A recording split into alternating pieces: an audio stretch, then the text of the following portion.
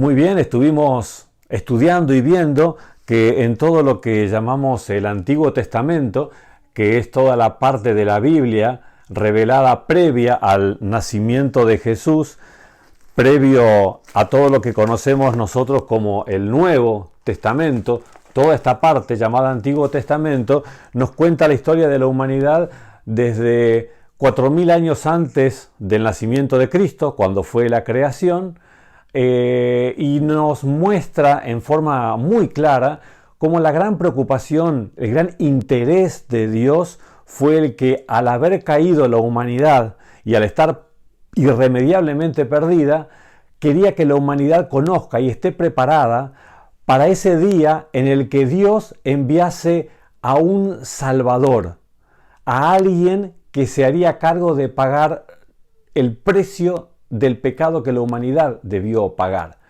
Los siglos pasaron, los 4000 años pasaron y finalmente llegó el momento en el que en el gran reloj de Dios sería la oportunidad en la que Dios enviaría a su Hijo al mundo.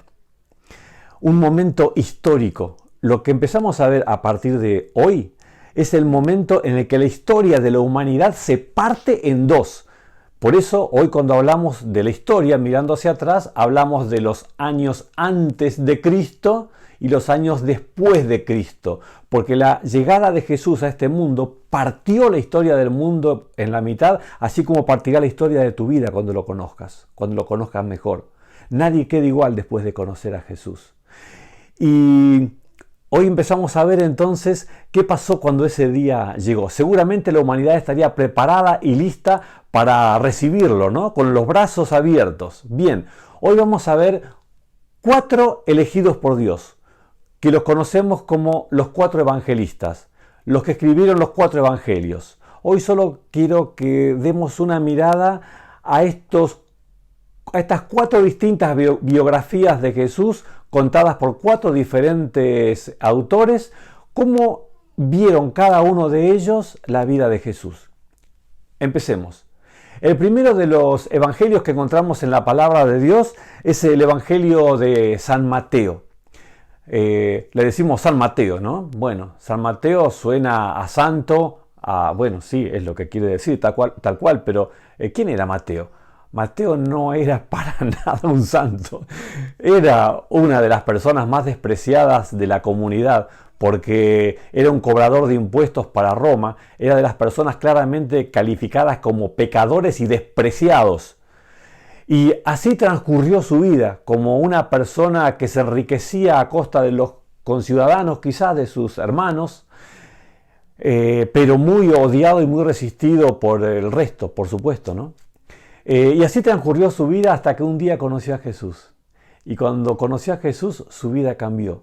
Y tanto cambió que dejó de ser el que era para ser el que hoy conocemos ya así como San Mateo, ¿no? Jesús fue el clic en la historia de su vida.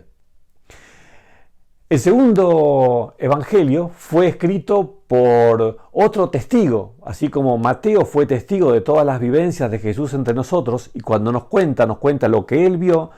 Marcos también. Marcos fue uno de los discípulos de Jesús. O sea, él fue personalmente testigo y vio las cosas que pasaron. Cuando Marcos escribe lo que él escribe, inspirado por el Espíritu Santo, por supuesto, pero está contándonos vivencias y relatos que él personalmente conoció y de los cuales da testimonio. Por eso el Evangelio de Mateo, el Evangelio de Marcos, son evangelios testimoniales, que nos cuentan lo que ellos mismos fueron testigos. Y llegamos ahora al tercer evangelio, el que conocemos como el Evangelio de San Lucas. Este es un caso distinto a los anteriores. Lucas nunca conoció personalmente a Jesús de quien escribió. Lucas ni siquiera era judío. Lucas era un extranjero con una gran formación académica, era médico, y es de esas personas que después de que Jesús se fue al cielo, su vida fue alcanzada por el testimonio de los que lo conocieron, particularmente por el testimonio de Pablo. Y cuando Pablo impactó la vida de Lucas contándole acerca de Jesús, ese Jesús que había cambiado su vida, Lucas fue tremendamente impresionado y fue comisionado por el Espíritu Santo para poder escribir este tercer evangelio que tiene características muy particulares y muy especiales. No sé si sabían, pero en tiempos en los que vivía Lucas, se corrían varias versiones de evangelios. Estaba el evangelio de Santiago, de Bernabé, de María Magdalena, de Tomás, de Pedro, de Judas. Eran evangelios escritos, no los consideramos inspirados por Dios, pero eran versiones de la vida de Jesús escritas por personas, seguramente todas ellas con muy buena voluntad. Había otros que llamaban los logias, que eran tradiciones orales o algunos de ellos escritos, que eran como selecciones de dichos o hechos o enseñanzas de Jesús. Lo cierto es que entre todas estas diferentes versiones que había, el evangelio verdaderamente se iba distorsionando, porque no eran versiones correctas, tenían seguramente mucha buena intención y mucha imaginación de los autores. Y entonces por eso, fíjense la característica de cómo empieza Lucas su evangelio. Leemos los 4 primeros versículos donde él dice que, puesto que ya muchos han tratado de poner en orden la historia de las cosas que entre nosotros han sido ciertísimas, tal como nos las enseñaron los que desde el principio las vieron con sus ojos y fueron ministros de la palabra, me ha parecido también a mí, después de haber investigado con diligencia todas estas cosas desde el origen, escribírtelas por orden, excelentísimo Teófilo, para que conozcas bien las verdades de las cosas en las cuales has sido instruido. El Espíritu Santo, a él en particular, a Lucas, lo inspiró para investigar todo lo que había escrito acerca de Jesús, contactar a todos los testigos oculares, conversar con ellos, rescatar lo más puro de la verdad y relatarlo entonces en el evangelio que hoy conocemos como el evangelio de Lucas. Lucas fue una persona muy especial. Con la formación académica que tenía, él llegaba a un rango de gente muy interesante también. A la gente por ahí más culta, a los que quizás otros les costaba por su lenguaje un poco más llegar, Lucas llegaba. Y Lucas, como escritor no judío, es interesante que es el que más páginas del Nuevo Testamento escribió. Evidentemente un hombre muy utilizado y muy bendecido por el Espíritu Santo. Así que ya tenemos una idea de quién es también Lucas, el evangelista. Y llegamos ahora al cuarto y último evangelista, San Juan. San Juan es el último en escribir la biografía acerca de Jesús. Y él se preocupa mucho porque entendamos qué fue lo que pasó cuando Jesús vino. Que entendamos que Jesús es Dios hecho hombre. Que ese bebé que un día nació no es otro que el Dios Todopoderoso que decidió encarnarse para salvarnos. Por eso en su introducción, que después los invito a que lo lean completo en su casa, en Juan capítulo 1, del versículo 1 al 18, yo hoy solo leeré algunos de estos versículos, ahí él se preocupa por contarnos y que entendamos eso. ¿Quién es ese Jesús del que él va a estar contando después? Leo los versículos 1 al 3, donde fíjense la potencia de lo que dice.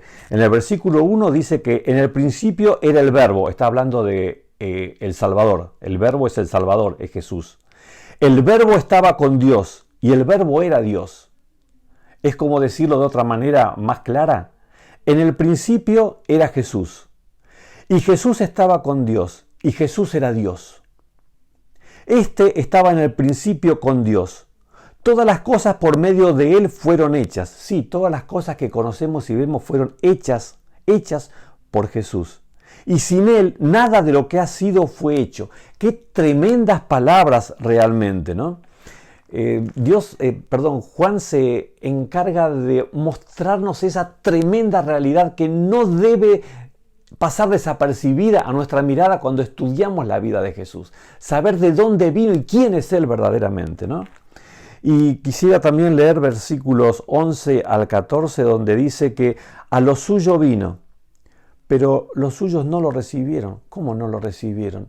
No hubo 4000 años de información y preparación para que cuando Él venga estén preparados y lo reciban. Bueno, ustedes saben, la historia nos dice que en realidad cuando vino, a pesar de todo el trabajo hecho por Dios para que el mundo y la humanidad esté preparado, la humanidad y su pueblo no estaban preparados. Por eso a los suyos vino y los suyos no lo recibieron.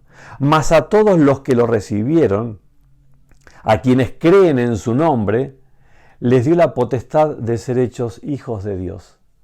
Hay algo que no pasa por casualidad, y es la decisión de una persona que decide creer en Jesús. Vos no pudiste decidir en qué familia nacer, quién sería tu padre o tu madre, pero una cosa sí podés elegir. Y podés elegir creer en Dios, creer que Jesús es su Hijo, que Jesús es Dios hecho hombre y que vino para salvarte. Y si sos capaz de creer eso y confiar en Él, lo que dice acá es que recibís el derecho de ser un hijo de Dios, solo por creer, no porque seas una excelente e intachable persona, sino por creer a Jesús. Estos, sigue diciendo versículo 13, no nacieron de sangre, ni por voluntad de carne, ni por voluntad de varón, sino de Dios. Porque aquel que acepta a Jesús como su Salvador personal es alguien que puede llegar a este momento únicamente cuando Dios ilumina su mente y su corazón para aceptarlo y creerle. Y este Verbo se hizo carne y habitó entre nosotros, lleno de gracia y de verdad, y vimos su gloria, gloria como la del unigénito del Padre. Jesús entre nosotros es la mayor revelación de Dios. Es lo más importante que Dios pudo hacer para que lo conozcamos, para que conozcamos quién es Dios, viéndolo a Dios en un envase humano, como un hombre, como uno de nosotros. En el próximo video vamos a estar viendo cómo ese Jesús está tan enraizado con la historia de nuestra humanidad a un punto increíble. No podés perderte el próximo tema que veremos. Hoy sabés quiénes son las 4 personas que nos estarán contando la vida de Jesús. Y en el próximo video empezaremos justamente a ver las raíces y la historia del Mesías. Que Dios te bendiga. Que Dios te pueda utilizar y llenar con su Espíritu Santo para que puedas seguir investigando y conociendo quién es Jesús. Porque lo mejor que te puede pasar en la vida es conocerlo a Él. Que Dios te bendiga.